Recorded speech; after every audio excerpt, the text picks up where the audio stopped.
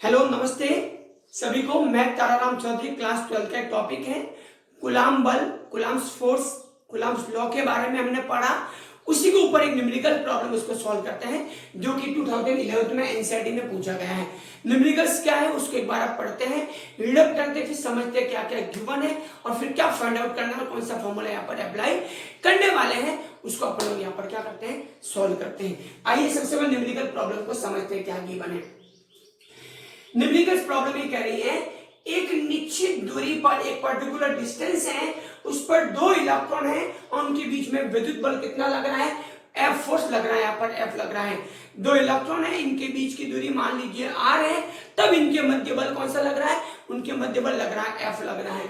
अब ये कह रहा है इससे आधी दूरी पर, उससे आधी दूरी पर अगर इलेक्ट्रॉन की जगह क्या रखा जाए, दो प्रोटॉन रखा जाए, तब इनके मध्य बल कितना लगेगा वो हमें क्या करना, फाइंड आउट करना है।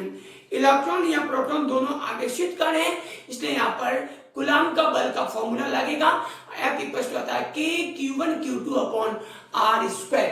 तो पहले फॉर्मूला पुट अप करते हैं यहाँ पर F equal to K Q1 Q2 upon R square. दोनों पर मीडियम का कोई इफेक्ट नहीं है, दोनों सेम मीडियम में रख रहे हैं तो K का कोई रोल नहीं होगा यहाँ पर। सेकेंड यहाँ पर कह रहे हैं सबसे पहला केस में क्या था, दो इलेक्ट्रॉन थे और सेकंड केस में दो क्या प्रोटॉन है।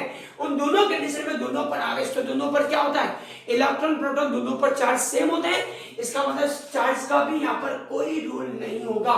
अब क्या कह रहा है, दूरी का यहाँ रोल है। पहले दूरी थी जितनी भी, सेकंड केस में हमने दूरी को क्या कर दिया, पहले की आधी कर दी जाती है, दूरी कम कर रहे हैं। अब यहाँ पर आप फॉर्मूले से देखिए F is directly proportional to 1 upon R square। इसका मीनिंग ये हुआ अगर दूरी आप आधी करते हैं तो फोर्स हमेशा क्या होगा, बढ़ेगा, अर्थात दूरी कम करते हैं फोर्स हमेशा बढ़ता है, क्योंकि F है वो R के क्या है, इनवर्सली प्रोपोर्शनल है, व्युत्क्रमानुपाती है। जैसे जैसे दूरी का मान कम होता जाएगा फोर्स की वैल्यू क्या होती जाएगी, बढ़ती जाएगी। इसका मतलब ये तो कंफर्म हो गया अब इनके इन दोनों प्रोटॉनों के बीच फोर्स पहले के बजाय क्या हो जाएगा, बढ़ जाएगा। अब F से बढ़ेगा, कम नहीं होगा। अब सॉल्व कैसे करते हैं देखिए, मान लीजिए पहले कंडीशन में फोर्स लग रहा था F, तो उसको हम F1 करते हैं, F1 अपॉन F2 क्या हो जाएगा यहाँ पर। अब यहाँ पर उल्टा है, इनवर्सली है, इसका मतलब R2 तो हो जाएगा ऊपर और R1 क्या हो जाएगा नीचे। दोनों का स्क्वायर, तो दोनों का हमने क्या लगा दिया यहाँ पर, होल स्क्वायर पुटअप कर दिया। ओके, अब देखो गिवन क्या था, गिवन ये है इनिशियल में फोर्स दे रखा है F1, वो दे रखा है F2। सेकंड कंडीशन में मुझे फोर्स फाइंड आउट करना है, लेकिन इनिशियल में दूरी मान लीजिए कितनी थी, R गिवन थी, तो R2 कितनी है, R2 दूरी पहले की हमने कितनी कर दी, आधी कर दी, अर्थात दूरी अब R की जगह कितना हो जाएगा, R/2 हो जाएगी। देन होगा यहाँ पर F1 upon F2 equals to R2 की वैल्यू कितनी है, R/2 अपॉन R1 कितना है, R, इसका होल स्क्वायर। F से R से R तो हो गया कैट आउट, कैंसिल आउट हो गया। Then F1 upon F2 equals to 1/2 का स्क्वायर मतलब 1 हो जाएगा 4।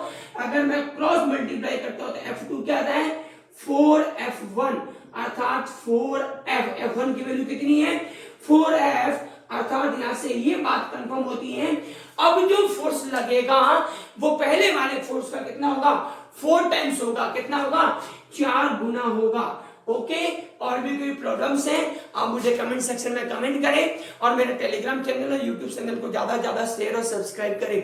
और जिन बच्चों के पास फिजिक्स के लिए कोई नोट्स नहीं है या न्यूमेरिकल बहुत ज्यादा प्रॉब्लम आती है, जो बहुत बच्चे ऐसे जो पढ़ना तो चाहते हैं लेकिन उनके पास मटेरियल नहीं है, उन सभी से जिसको भी जो भी प्रॉब्लम है उन बच्चों तक ये चीजें पहुंचाए ताकि उन बच्चों की किसी न किसी तरह से अपने क्या करें, हेल्प की जा सके। ओके, धन्यवाद।